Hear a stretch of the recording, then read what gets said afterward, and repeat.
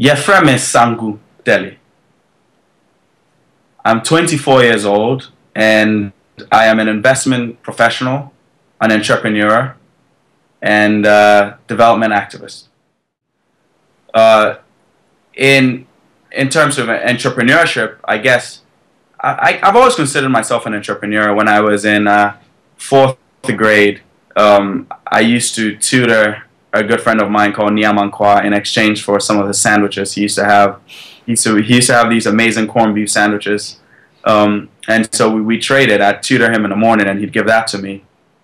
And fast forward to when I first came to the U.S., when I got a scholarship from Petty School, and to buy my ticket, I auctioned off my books and my notes from IGCSE because I had gotten very good grades there. And so I basically marketed that I had great notes, I had great grades, and I raised $1,600 and bought my one-way ticket on Alitalia to the U.S. And you know, when I first came to the U.S., my first business attempt, which was a failed attempt, was there was a website called bids.com in which I went there and I saw you see all this jewelry that claimed to be really worth $1,000, but you can bid on it, and if you're lucky, maybe you can get it for 30 bucks, 40 bucks.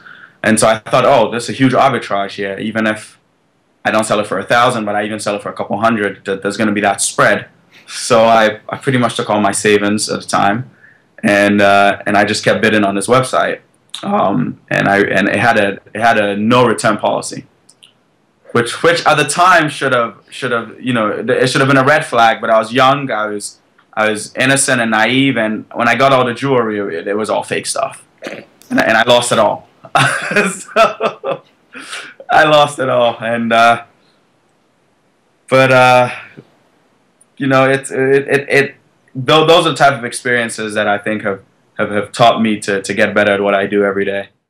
My biggest heroes, first and foremost, my mom, greatest mom in the world, Kwame Nkrumah, the great visionary.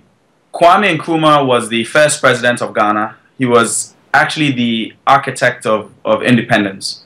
He got Ghana independent from the British. And Ghana was the first country in Africa to gain independence in 1957. He was also the father of Pan-Africanism. And if you go to Ghana today, a lot of the infrastructure, a lot of the plans, I mean, this was a man who was ahead of his time, a true visionary. This is someone who in the early 60s was planning an energy policy that would wean Ghana off the unsustainable energy sources, and he set up an atomic commission to help Ghana move forward to see if they could get into atomic energy. I mean, if you look at all the plans he had, he was way ahead of his time, 100 years ahead of his time. And it's no surprise that when the BBC did a poll of all Africans during after 2000, they wanted to know who was the greatest African of the millennium. And they asked Africans across all the different countries, and this is over 50 countries in Africa. There was a resounding landslide victory for Kwame Nkrumah.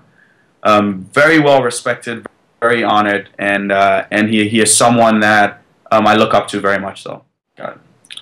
If I was anything other than an investment professional / entrepreneur / development activist, I would be a teacher. My first and most profound memory of technology was in September of 1999 when I first went to Ghana International School and learned how to use a computer. The internet has transformed my life in so many ways. It's the fact that I can sit in San Francisco and I can Skype with the project manager who's running one of our nonprofit ventures, and I can talk to him and figure out what's going on with the latrines in this household, and if there's a problem, we can. It's mind-boggling to this day. I'm still amazed by Skype. That I'm sitting in San Francisco, he's in Ejimanti, Ghana, and we can see each other. I think my generation, the millennial generation, we are uniquely positioned because we understand the world before technology and appreciate the positive elements of it, such as human-to-human contact. But we also understand the transformational possibilities because of technology.